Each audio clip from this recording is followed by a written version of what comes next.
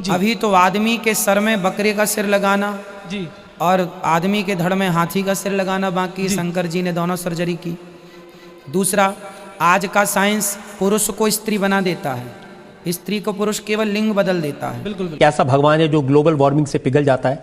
लोग की भावनाओं मैं क्या करूं, मैंने खुद देखा 2 साल पहले वो पूरा पिघल गया गर्मी से। एक तो ज्यादा तीर्थयात्री जाएंगे तो उसकी भी गर्मी होती है।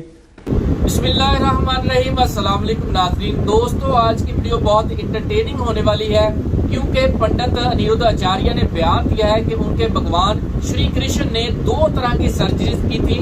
पहली सर्जरी आज से 5,500 साल पहले उन्होंने की थी और वो सर्जरी क्या थी कि उन्होंने इंसान के सर में बकरे का दिमाग डाल दिया और इसके अलावा उन्होंने इंसानी धड़ के ऊपर जो हाथी का सर होता है उसको लगा के सर्जरी की थी और वो बिल्कुल सक्सेसफुल रही है। और आज तक साइंस इस काम को कंप्लीट नहीं कर सकी, यानी कि साइंस आज तक ये दोनों काम नहीं कर सकी।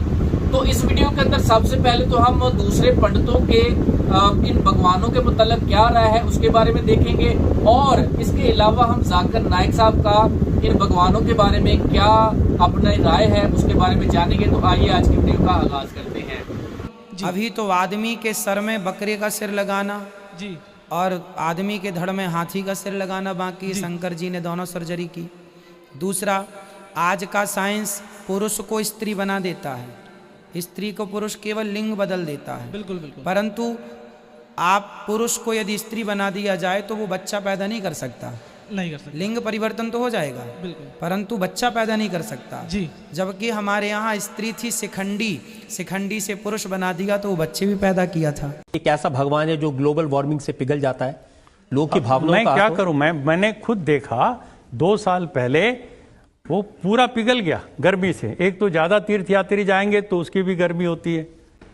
क्या आज आपको लगता है, चाहे आप राम की बात करें, कृष्ण की बात करें या साईं बाबा की बात करें, इनमें से किसी की भी पूजा नहीं होनी चाहिए? परमात्मा की प्रतिमा बता करके वो साईं की मूर्ति की करें तो बहुत ही गंदा गलत है, और राम और कृष्ण की भी करें तो ये राम और कृष्ण के साथ भी अन्याय है। राम और कृष्ण ईश्वर भक्त थे जी, उन्होंने कभी दावा नहीं किया कि मैं ईश्वर हूं और मेरी पूजा की जाए, ऐसी कोई बात नहीं है जी। मैं पूरी ताकत से कहना चाहता हूं, कोई वेद मंत्र नहीं है जिससे किसी मूर्ति में जो जड़ है, पाषाण है, उसमें प्राण प्रतिष्ठा हो सकती है। ये बिल्कुल निरर्थक है, अंधविश्वास है, पाखंड है। और ऐसा काम करना किसी भी व्यक्ति का, और वो जगतगुरु कहलाएं, ऐसे लोगों के लिए तो बिल्कुल ही ऐसी चीजें गलत है।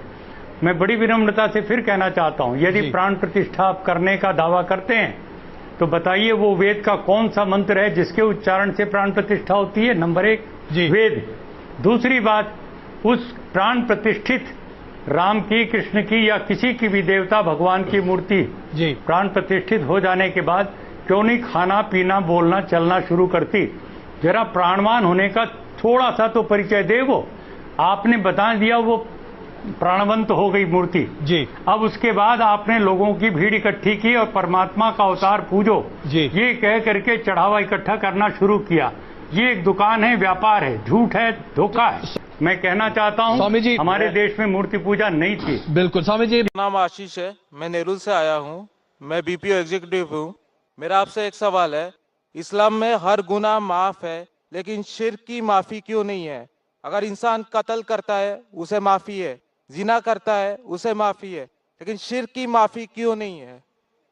भाई साहब का सवाल है कि इस्लाम में सारे गुनाह की माफी है, शिर्क की नहीं। कत्ल करता है माफी है, जिना करता है माफी है, शिर्क की माफी क्यों नहीं? आप कुरान मजीद के बारे में जिक्र कर रहे जो सूरह निसा में है, सूरह नंबर 4 आयत नंबर 48 और आयत नंबर 116। इन 2 आयतों में सूरह निसा सूरह नंबर 4 में लिखा है कि अगर अल्लाह चाहे तो कोई भी गुनाह को माफ कर सकता है, लेकिन शिर्क को कभी नहीं माफ करेगा, क्योंकि जो शिर्क किया है वो बहुत भटक चुका है। तो इसमें यह नहीं लिखा है कि अब जिना करेंगे तो माफ करेगा ही, कर सकता है अगर आप तौबा करेंगे तो। अगर आप तौबा करते हैं कि मैंने जिना किया हूं, मैंने कत्ल किया हूं, मुझे माफ कर दे और इंशाअल्लाह मैं आइंदा नहीं करूंगा, तो अल्लाह माफ करेगा। उसी तरीके से शिर्क भी, अगर आप शिर्क करते हैं और अल्लाह से माफी मांगते हैं कि मैं अगली बार शिर्क नहीं करूंगा, तो अल्लाह शिर्क को भी माफ कर सकता है। लेकिन शिर्क की हालत में मरेंगे तो माफी नहीं है। आप मुशरिक जैसा मरेंगे, शिर्क करते हुए मरेंगे तो माफी नहीं।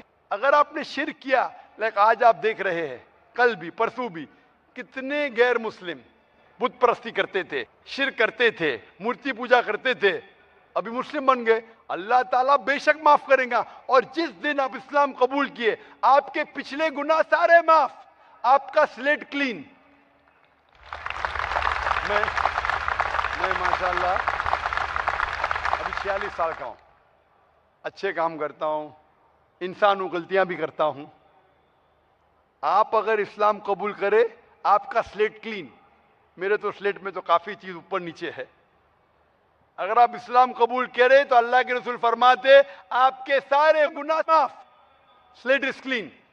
तो आप एक साफ सुथरे मुसलमान बनते। इसके बाद हिसाब किताब शुरू होगा। मैं पूछना चाहता हूं, आप मूर्ति पूजा में मानते हैं भाई साहब? जी मानते हैं। क्यों, आपको लगता है नहीं गलत है? आप क्या हिंदू है? जी आपके मजहबी किताब में लिखा है, छंदोग्य उपनिषद में, चैप्टर नंबर 6, अध्याय नंबर 2, श्लोक नंबर 1, एकम अद्वितीयम, खुदा एक है, उसके अलावा कोई नहीं है। लिखा है श्वेता उपनिषद में, अध्याय नंबर 6, मंत्र नंबर 9, नाचस्य कसी जनिता न चदीपा।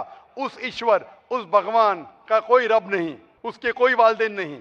लिखा है श्वेता उपनिषद में, चैप्टर नंबर 4, मंत्र नंबर 19 में, न तस्य प्रतिमा अस्ति। उस ईश्वर, उस भगवान की कोई प्रतिमा नहीं, कोई पिक्चर नहीं, कोई पेंटिंग नहीं, कोई फोटोग्राफ नहीं, कोई मूर्ति नहीं, कोई बुत नहीं। लिखा है यजुर्वेद में, चैप्टर नंबर 32, वर्ष नंबर 3 में, मंत्र नंबर 3 में, न तस्य प्रतिमा अस्ति। उस ईश्वर, उस भगवान की कोई प्रतिमा नहीं, कोई पिक्चर नहीं, कोई पेंटिंग नहीं, कोई फोटोग्राफ नहीं, कोई बुत नहीं, कोई मूर्ति नहीं। तो साफ तौर पे कई जगह आप हिंदू की मजहबी किताब में लिखा है कि मूर्ति पूजा गलत है। तो क्यों आप मूर्ति पूजा करते? भाई साहब जी, इस बारे में मुझे सही तालीम नहीं है, मुझे थोड़ा वक्त चाहिए। मैं इतने हवाले दे रहा हूं कि आपको लगता है कि मैं फेंकते जा रहा हूं। हवाले के हवाले दे रहा हूं, आप नोट कीजिए। जी मैं हमेशा हवाला देता हूं, तो किसी को भी शक है, किसी को भी शुबा है, तो घर पे जाके चेक कर सकता है, या इंटरनेट पे जाइए, आप टाइप करो, वेद भी इंटरनेट के ऊपर है, कुरान भी इंटरनेट के ऊपर है, टाइप करो, रेफरेंस टाइप करो, आपको हवाला मिल जाए।